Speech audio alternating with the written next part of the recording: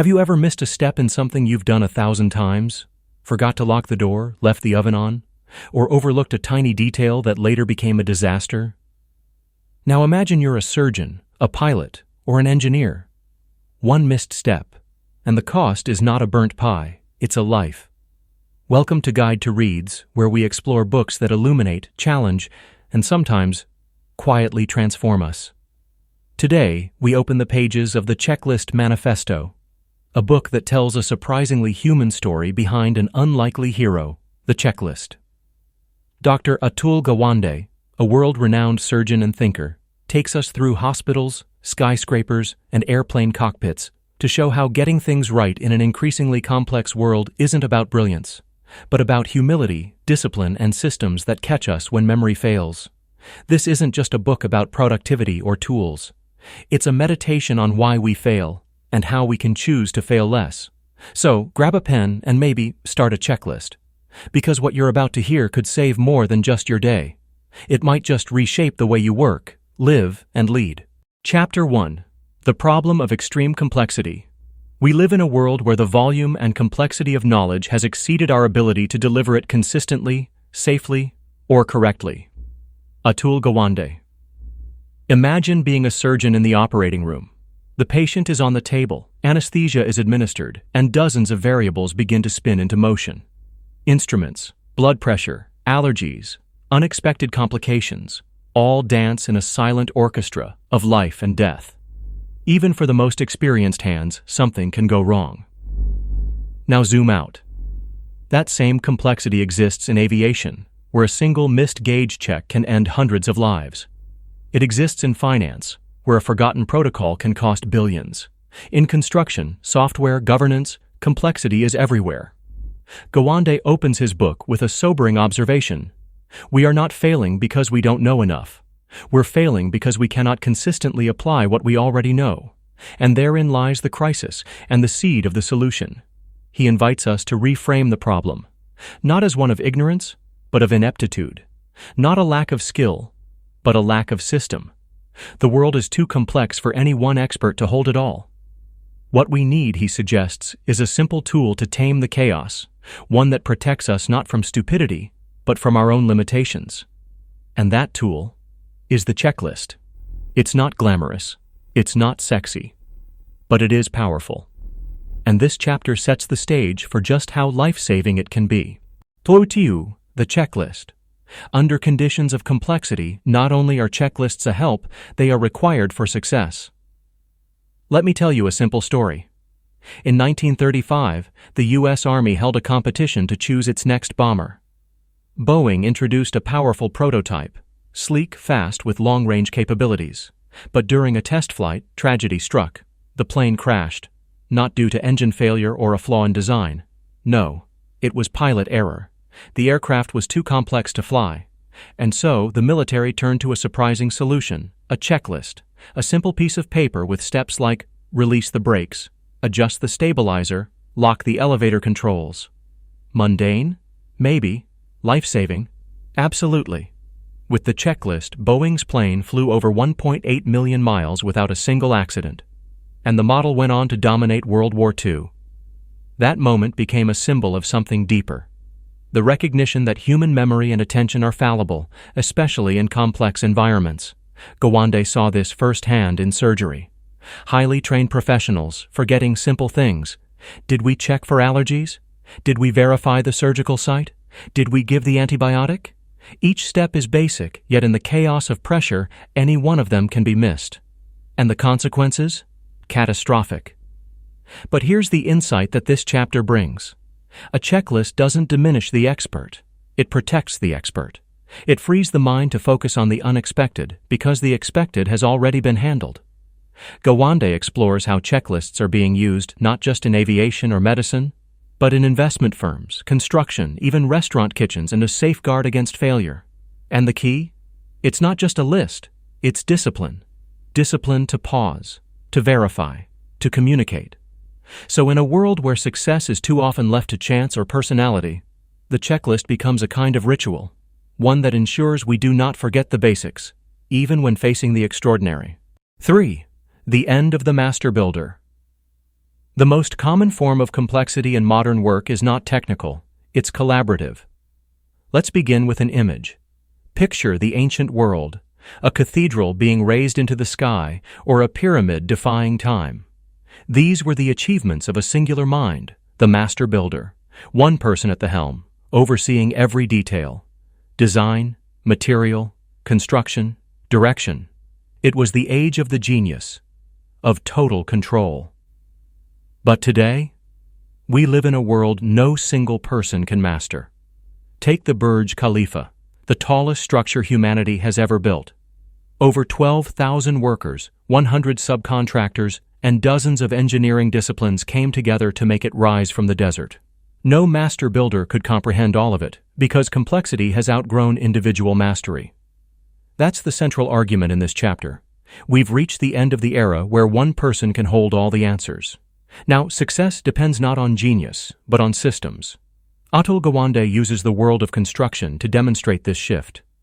Modern builders use something far more powerful than individual brilliance: the submittal schedule, a massive checklist of every material, every action, every deadline, cross-referenced and verified by teams across the project. Without it, buildings don't go up. With it, they're delivered with astonishing precision. And this lesson applies far beyond architecture. In medicine, for instance, the era of the lone heroic doctor is over. A patient's care might involve a surgeon, a radiologist, an anesthesiologist, a nurse, a pharmacist, a case manager. Gawande confesses, no matter how skilled he is with a scalpel, he cannot succeed without a system that ensures collaboration, communication, and clarity. And here's the kicker. Checklists don't just organize work, they democratize it. They invite every team member to be part of safety and success. A nurse can speak up if a step is missed. A junior engineer can raise a flag. The checklist gives people permission to notice and power to act.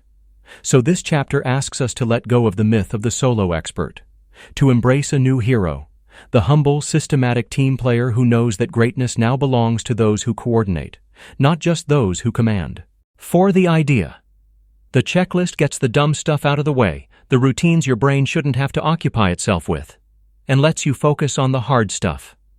Let's return to the operating room, a space of intensity, risk, and precision. You'd imagine that in such a place, with the best trained professionals, failure would be rare. But the truth? Even the most skilled people miss the most basic steps. Why? Not because they don't know what to do, but because they forget. They're overloaded, distracted, rushed. That's where the power of the checklist comes in. In this chapter, Gawande traces how one simple idea, writing down steps in a list and making sure they're followed, began to transform fields where lives are on the line. The inspiration came from the aviation world, where checklists have long been the invisible heroes of safety. Consider this. When Boeing designed the B-17 bomber in the 1930s, it crashed on its test flight. Why? The pilot forgot to release a locking mechanism. From that moment, Boeing implemented a pilot's checklist, and since then, aviation has become one of the safest industries in the world. The core insight of this chapter is simple but deeply counterintuitive. Even experts need reminders. We often believe that knowledge and intelligence alone are enough, that real pros just know. But Gawande makes the case that when work becomes complex, like modern surgery or investment banking or disaster relief, checklists become lifelines. They don't insult intelligence. They protect it. They do two things exceptionally well. 1. Prevent avoidable failures. 2. Create a culture of shared responsibility. In a surgery, for instance, a checklist might include things like confirm patient identity, ensure antibiotics were administered, check if everyone on the team introduced themselves. That last one seems minor, but studies show that when teams introduce themselves, they communicate better, and errors drop significantly. The magic of the checklist is not just in ticking boxes. It's in pausing, resetting, and aligning as a team. It creates a moment of clarity before chaos begins. And in a world overloaded with knowledge, noise, and non-stop decisions, this kind of clarity isn't just helpful. It's essential. So in this chapter, Gawande is planting the seed of a revolution. If you want to get complex work done right, Don't rely on memory. Build a simple, smart system and start with a checklist. 5. The first try. Imagine standing at the threshold of change. You've got the idea, a checklist that could save lives. But the real test? Putting it into action. In this chapter, Atul Gawande takes us into the heart of the first pilot project of the Surgical Safety Checklist, launched by the World Health Organization in 2008. The goal was simple: develop and test a global surgery checklist that could work in any hospital, from high-tech urban centers to small rural clinics. The challenge was massive. How do you create a tool that works in Tanzania and Toronto, in Boston and Bangalore? Different cultures, different levels of technology, and yet, the same human fallibility. The checklist they drafted wasn't long or complicated. It focused on 3 pause points. 1. Before anesthesia. 2. Before skin incision. 3. Before the patient leaves the operating room. Each pause prompted quick, vital checks. Are we operating on the right patient? Is the site marked? Are the instruments ready? Has the team introduced themselves? Simple? Yes. But the results? Transformational. Gawande describes his own first-hand trial of the checklist in a hospital in Amman, Jordan. At first, the team was skeptical, seasoned professionals resistant to what seemed like bureaucratic meddling. But then something happened. In one of the surgeries, a nurse stopped the procedure to point out a missing antibiotic dose, a potential infection, prevented. The checklist had empowered her to speak up, shifting the team dynamic from hierarchy to collaboration. This chapter isn't just about trying a new tool. It's about changing culture, because the real power of the checklist isn't in the paper it's printed on. It's in the conversations it starts, the habits it builds, and the failures it prevents. Gawande confesses, the first time he tried it, he forgot steps he thought he'd never miss, and he wasn't alone. Doctors, nurses, and surgeons all began to realize how often small oversights could cascade into major complications. The takeaway?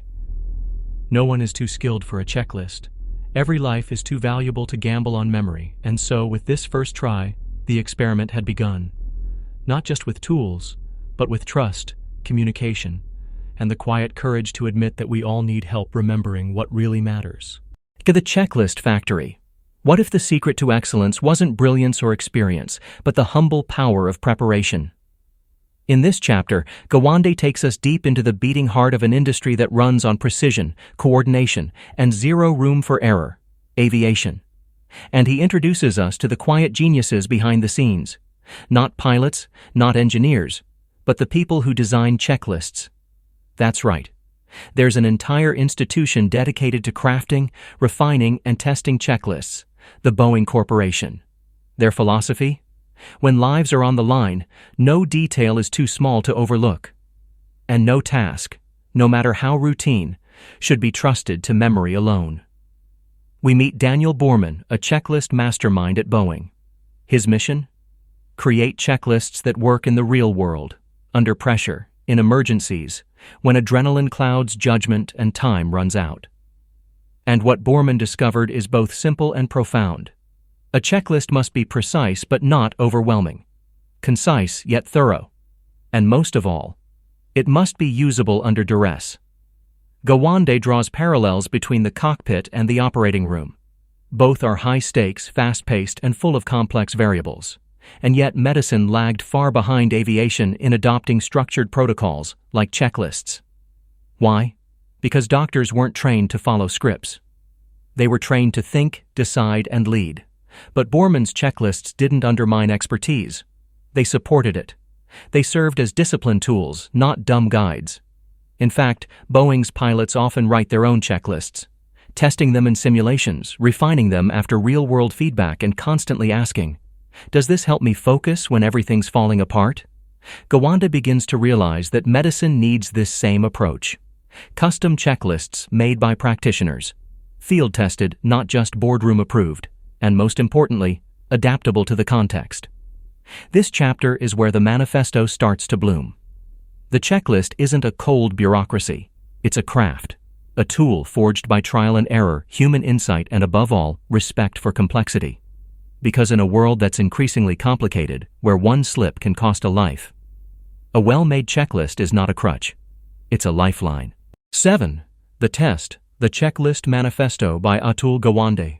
How do you prove that something as simple as a checklist can actually save lives? In Chapter 7, Gawande brings us to a critical turning point. Testing the checklist in real hospitals, with real patients, real surgeons, and very real risks. After being inspired by aviation and the meticulous checklist design at Boeing, Gawande and his team, along with the World Health Organization, decided to run an experiment. Could a simple 19-item surgical checklist reduce errors and save lives across the world? Not in theory, but in action? They designed what became known as the Surgical Safety Checklist. It wasn't flashy. It didn't require new equipment. It asked for just 2 minutes of time before an operation. 2 minutes to confirm the patient's identity, verify the surgical site, check for allergies, critical supplies, and potential complications. Ensure that every member of the team knew each other's names. But here's what truly shook the medical world. They rolled it out in 8 hospitals across the globe, from ultra-modern operating rooms in Seattle to resource-strapped wards in rural Tanzania. And the results?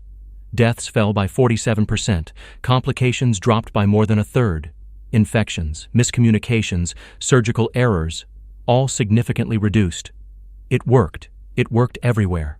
Not because the checklist made doctors smarter, but because it forced communication. It created a shared mental model for the entire team.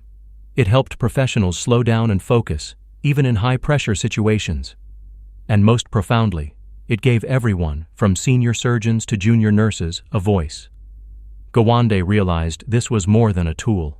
It was a culture shift, a small act of humility that said, "We don't know everything.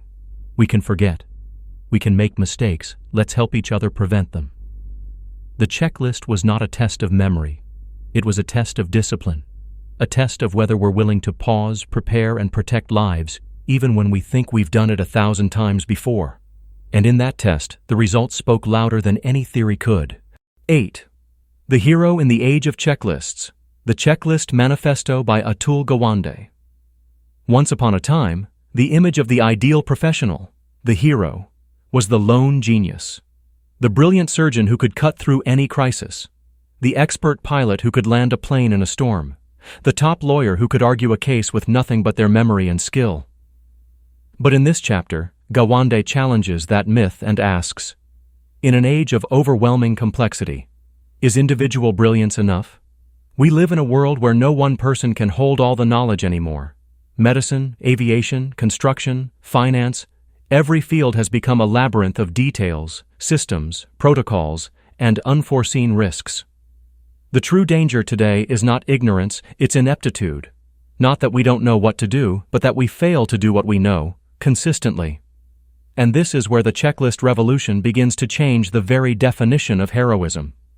In the age of complexity, a hero is no longer just the one who charges ahead alone. A hero is someone who works with others, follows simple but powerful processes, builds systems that make success repeatable. Gawande paints a compelling picture. A hero today is someone humble enough to admit they need help, someone disciplined enough to pause and follow a checklist, someone wise enough to value collaboration over improvisation. He shares stories of doctors who resisted checklists. They saw them as beneath their expertise, a sign of weakness. But slowly, the culture began to shift. The surgeons and professionals who embraced them weren't diminished. They became more effective, more reliable, and yes, more heroic. Because true greatness isn't about never forgetting a step. It's about designing your environment so that no one has to rely on memory alone. The age of the solo savior is fading. What we need now are systems, teams, and checklists that amplify collective wisdom. The checklist, in this light, becomes not just a tool, but a symbol of a new kind of heroism. The kind that chooses precision over pride, humility over ego, and the success of the team over the glory of the individual. Conclusion. There's a quiet power in simplicity. We often chase big ideas, dramatic innovations, or complex solutions. But sometimes the greatest breakthroughs come not from invention, but from paying attention. In the Checklist Manifesto, Atul Gawande doesn't just hand us a tool, he hands us a mindset. A mindset that says you don't have to be flawless, but you must be intentional. You don't have to be brilliant alone, but you must be collaborative. And most of all, You must create a system that protects against human fallibility. Because the checklist is more than a piece of paper. It's a commitment to excellence, to humility, to getting things right. It says, I care enough to double-check. It says, I want to do this well, every time. And in a world growing more complex by the day, that mindset might just be the difference between failure and success, between life and death, between chaos and calm. So whether you're a surgeon, a student, a pilot, an entrepreneur, or just someone trying to juggle life, ask yourself, where do I need a checklist? Where can I simplify the essential so I never forget what matters most? Because when things get complicated, clarity is a form of courage, and a checklist is a quiet act of wisdom. This has been Guide to Reads, where every book leaves a mark. If this episode made you think, reflect, or want to take action, don't forget to follow, share with someone who needs it, and leave us a rating if you enjoyed the journey. Until next time, stay humble, stay precise, and always keep your checklist close. Guide to Reads, igniting minds, one page at a time. One page at Iwasu.